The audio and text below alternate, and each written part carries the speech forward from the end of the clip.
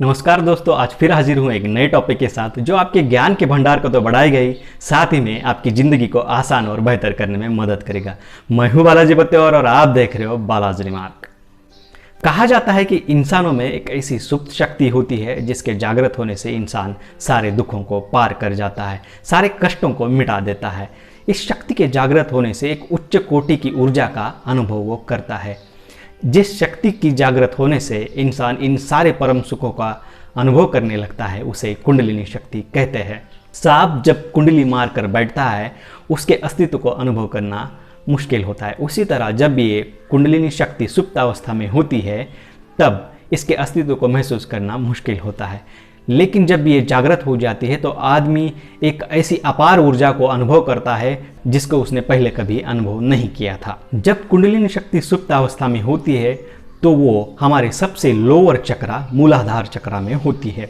लेकिन जैसे जैसे ये जागृत होती है एक से ऊपर एक जो 7 चक्रा होते हैं वो वैसे उसे ऊपर चढ़ते जाती है। जब वो सहस्रार चक्र तक पहुंचती है तो वो पूरी तरह से जागृत हो जाती है।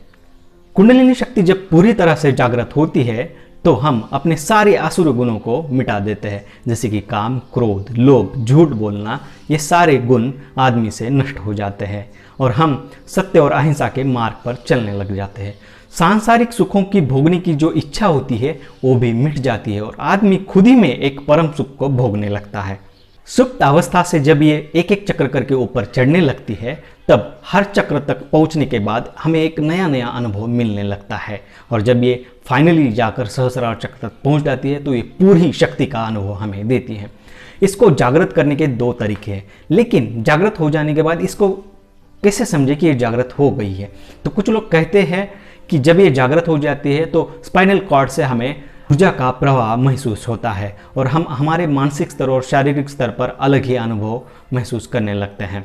तो इसके 2 जो मेन प्रकार है जिससे कुंडलिनी शक्ति को जागृत किया जाता है, उससे पहला प्रकार है साधक को साधना करके इस शक्ति को जागृत करना चाहिए। मतलब उसमें क्या करना चाहिए, तो साधक को प्राणायाम, योग, आसन, ध्यान ये सब करके अपनी शक्ति को जागृत करना चाहिए। दूसरा जो मार्ग है किसी ऐसे गुरु के साथ रहकर जिसकी कुंडलिनी पहले से जागृत है, वो गुरु प्रभाव से अपनी कुंडलिनी शक्ति को जागृत कर सकता है।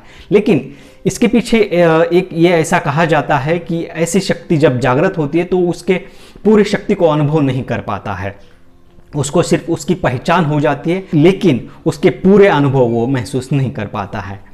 तो जब भी शक्ति जागृत करनी हो तो किसी अच्छे गुरु के मार्गदर्शन में ही इसका प्रयास करना सहज और हमारे लिए हितकारक है।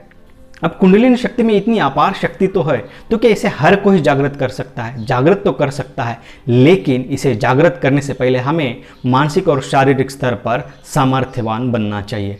अगर किसी 10 टन वाले ट्रक को साइकिल के पहिए बिठाया जाए तो उसका जैसा चकनाचूर हो जाएगा वैसे हमारे शरीर के साथ हो सकता है। अगर हम पूरी तैयारी के बिना ही इस शक्ति को जागृत कर लेंगे तो हमें मानसिक और शारीरिक स्तर पर कई सारे कष्ट उठाने पड़ सकते हैं। इसलिए जब भी इसका अभ्यास करो तो ऐसे गुरु के मार्गदर्शन में अभ्यास करो जिससे कि आपको कोई हानि ना हो। वैसे तो कुंडलिनी शक्ति के बारे में बताने के लिए बहुत कुछ है, लेकिन आज के लिए बस इतना ही।